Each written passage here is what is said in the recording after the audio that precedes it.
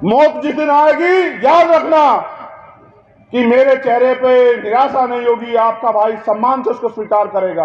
पैसे की कमी के कारण मैंने अपने पिता को इन हाथों में दम तोड़ते देखा कि मैं बाबा साहब अम्बेडकर के सपने को पूरा करने के लिए निकला हूं कि मेरे एक जिला प्रभारी को वहां एक माफिया ने, वहां उसके गुंडों ने गोली मार दी बिहार में, राकेश पासवान को, और यहां राजस्थान में कुकाराम मेघवाल को वहां के सामंतशाहियों ने उस मेरे बड़े भाई को पीट पीट के मार दिया। उनके बच्चे मेरा इंतजार देख रहे हैं।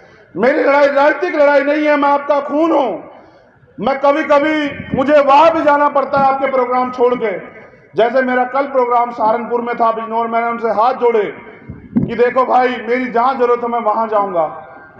मैं आपके प्रोग्राम में नहीं आ पाया तो मैं माफी चाहता हूं। मैं आपसे कहना चाहता हूं मैं रोज रोज नहीं आ पाऊंगा, क्या तो मुझे कहो कि भाई आपकी लड़ाई में ये कमी है, आप इस लड़ाई को ठीक करो, और ये कहो कि भाई आपके अंदर ये कमी है, जब तक ये कमी दूर नहीं करोगे हम आपके साथ नहीं। या फिर जैसे हर माँ बाप ने अपने बेटे को पढ़ाई का, काम करने का अवसर दिया है, ऐसे फिर अपने इस भाई को भी काम करने का अवसर दो। अगर आप मुझे अवसर देते हो तभी तो आपको पता लगेगा कि मेरे अंदर कितनी दिलचस्पी है आपकी लड़ाई लड़ने की। मैं आपका 60 साल का नेता नहीं हूं, याद रखना, जिसको एक बार के बाद आपके बीच में नहीं आना। अभी तो मुझे, अगर मैं जिंदा रहा महामानव के आशीर्वाद से, तो मुझे अभी 30-35 साल इस राजनीतिक शक्ति के जरिए आपको अपने आपके पैरों पर खड़ा करना है पूरे देश के अंदर। मैं वो कोई 5 साल वाला विधायक एमपी नहीं हूं कि आके आपसे आपकी वोट लेके चला जाऊंगा फिर आपकी गलियों में नहीं दिखाई दूंगा।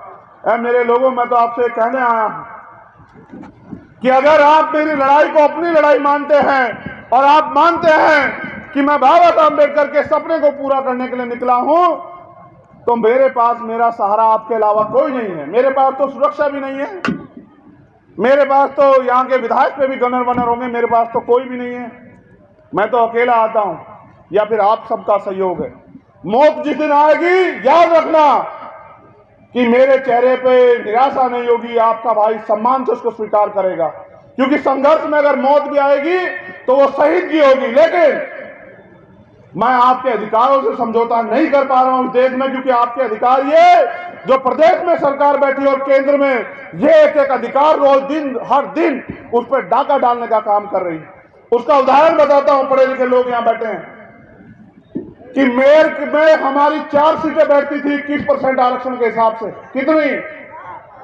कितनी सीटें बैठती थी? इन्होंने दी कितनी? 2। नगर पालिका में हमारी 42 सीटें बैठती थी। कितनी बैठती थी? इन्होंने दी कितनी? 27। नगर पंचायत में हमारी 114 सीटें बैठती थी। इन्होंने दी कितनी? 74। ये हमारे सारे अधिकारों पर डाका डाल रहे हैं, लूट रहे हैं, और क्योंकि सत्ता में बैठे इसलिए संरक्षण कर रहे हैं। मैं अपने लोगों के लुटते हुए अधिकारों को नहीं देख पा रहा हूं, इसलिए आपसे कहता हूं कि आपसे साथ मांगने आया हूं। अगर आपको लगता हो कि ये हमारा भाई, हमारा बेटा हमारे लिए कुछ कर सकता है, अपने महापुरुषों के आंदोलन को आगे बढ़ा सकता है, तो फिर मेरा साथ दो। और अगर अभी भी मेरे अंदर कोई कमी हो तो मेरा आपका खून का रिश्ता है।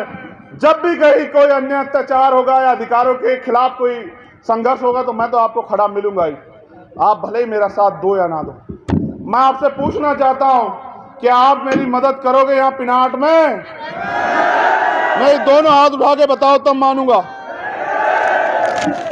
ये सुमन लता को हम लोग इस बार कोशिश कर रहे हैं कि आगे बढ़ जाए। आप इसकी मदद कराओगे सुमन लता की? देख लो, सोच लो, कभी मैं ये फिट कर लूं दिमाग में कि भाई पिनाट में मुझे इज्जत और सम्मान मिलेगा, और जिस दिन रिजल्ट आए मेरा तमाशा बन जाए, ऐसा ना हो। बताओ, इसकी मदद करोगे नहीं करोगे? इसकी मदद नहीं होगी, इसकी मदद आपके बेटे की मदद होगी।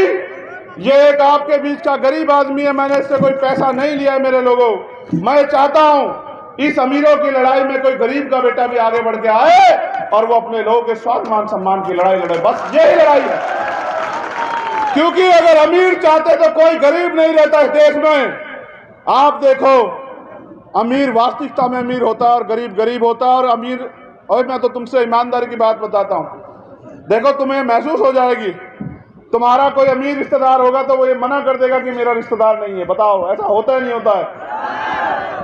कई अमीर लोग कह देते नहीं, कह देते हैं किसी गरीब को कि हम नहीं जानते कौन है, कह देते हैं ना। तो गरीबी तो बहुत बड़ा अभिशाप है इस देश में। तो ये गरीबी कब खत्म होगी पता आपको? जब आप अपनी राजनीतिक ताकत बना लोगे, जब आप मेरे हाथों को इतने मजबूत कर दोगे उत्तर प्रदेश में कि मैं अपने लोगों को घर से उठा के सरकारी नौकरी देने लायक बन जाऊं, मैं अपनी बहनों माओ को प्राइवेट, सरकारी और उसके बाद घर पे रोजगार देने लायक बन जाऊं, और जिनके पास जमीन नहीं उनको जमीन देने लायक बन जाऊं, और जिनके पास और तमाम तरह की सुविधाएं नहीं उनको सुविधाएं देने लायक बन जाऊं।